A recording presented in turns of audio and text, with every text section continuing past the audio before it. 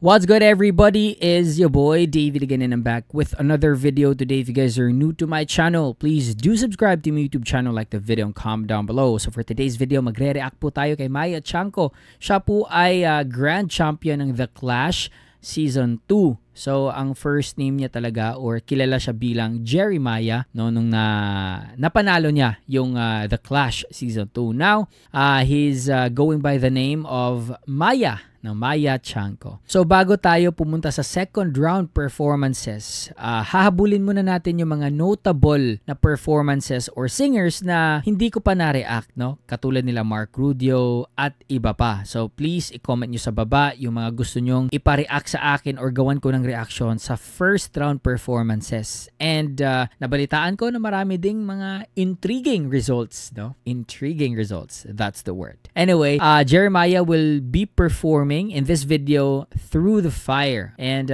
this is not an easy song or an easy piece pagdating sa contest. Nabalitaan ko parang hindi daw ito contest at ang nangyari daw ay parang naging concert ni Jeremiah or Maya. So, i-follow nyo ako sa Facebook, sa TikTok, and sa Instagram if you want to see more of my reaction videos. With no further ado, let's jump right into the video. Let's go!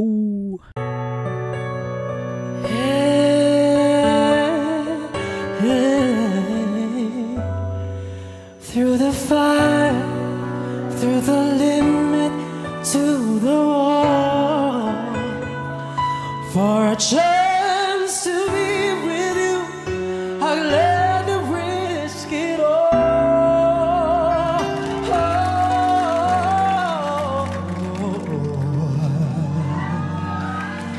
Through the fire, grabe, strong start. For a chance to leave with you, I'll take it all away, right down to the wire. Grabe, larong-laro.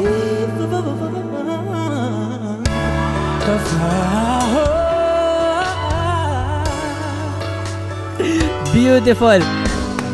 I look in your eyes and I can see your love so dangerously. You're not trusting your very heart soulful R&B. You tell me you're gonna play it smart. We're through before we start. I believe that we've only just begun. When this could, there's no say no. Ha! Well, I need you, so I'm ready to go to the limit, to the wall, for a chance to be with you. I'd gladly risk it all.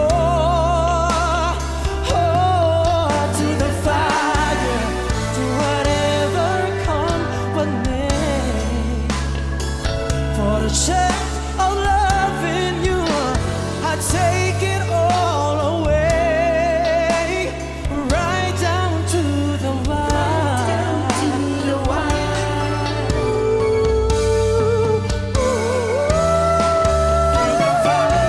Grabe, suabe.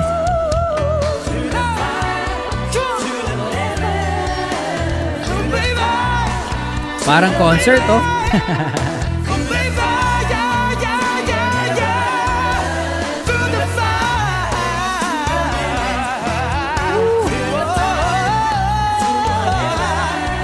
Beautiful.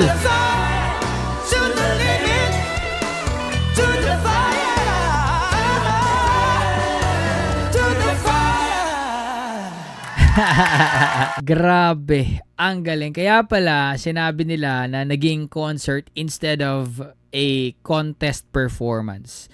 So nakita natin, narinig natin.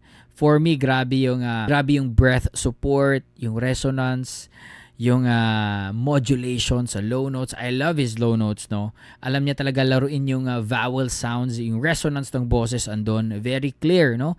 clarity kasi sa mga soul R&B na kagaya nito na talagang medyo swaggy talaga, no? May pagka may sipa ba na R&B, yung tempo, yung beat, mga ganitong style. You have to be very clear with your diction, no? You have to be very clear with your vowels, no? Para maintindihan lalo. Especially kargado po ito ng mga runs, grabe. The alterations, the runs, no? Grabe. Amazing.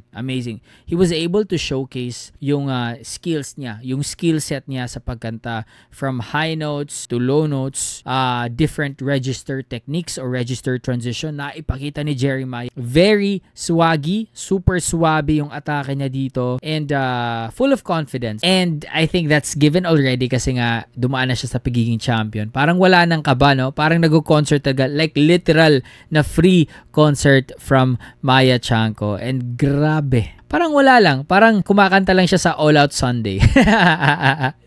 Very good performance. Kung ako yung teacher, A+, ganun, no? And I think sa performance na to, deserve naman niya talagang manalo. But, may mga nabasa akong comment na very intriguing daw yung result kasi pinaburan daw siya. Medyo biased daw yung ibang hurado towards Jeremiah. Kasi yung bata ata, yung nakalaban niya, yung dikit sila ng score, like point something lang yung lamang ni Jeremiah. Kaya, yun nga, sinasabi lang, pinaboran daw si Jeremiah. So, please comment down sa baba yung pangalan ng singer na yun na bata, no? Kasi, nakalimutan yung pangalan niya and we're going to react to it to verify or confirm yung mga nababasa kong comments regarding the result. Kung talaga bang merong bias or merong pinaboran or talagang at par ba talaga or mas nahigitan niya yung performance na dala ni Jeremiah dito sa performance na to. And i-comment nyo rin sa baba yung gusto nyong i-react ko ng mga singers sa round 1 na napakagaling,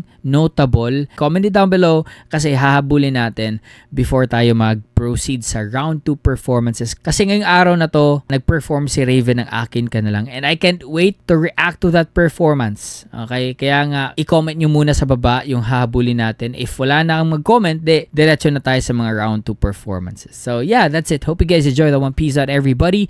Much love. Stay safe and God bless you all. Peace.